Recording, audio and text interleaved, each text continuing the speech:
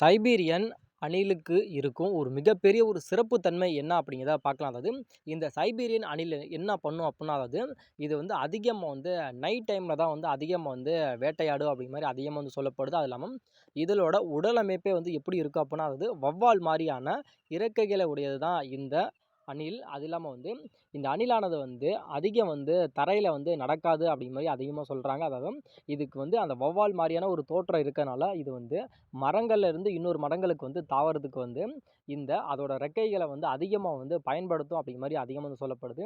அது இல்லாமல் இந்த பறக்கிற இந்த ஒரு அணில் வந்து எங்கே வந்து அதிகமாக வந்து காணப்படுதும் அப்படின்னா, அதாவது மலை பிரதேசத்தில் வந்து இந்த அணில் வந்து அதிகமாக வந்து காணப்படும் அப்படின்னு சொல்கிறாங்க. அதனால தான் இது வந்து சைபீரியன் பறக்கும் அணில் அப்படிங்கிற மாதிரி அதிகமாக வந்து சொல்கிறாங்க. அது இல்லாமல் இந்த ஒரு அணில் வந்து அதிகமாக வந்து இறக்கக்கூடிய ஒரு தருவாயில் இருக்குது அப்படிங்கிற மாதிரி அதிகமாக சொல்லப்படுது. அது இல்லாமல் புள்ளி விவரங்கள் படி அதுதான் வந்து உண்மை அப்படிங்கிற மாதிரி சொல்லப்படுது.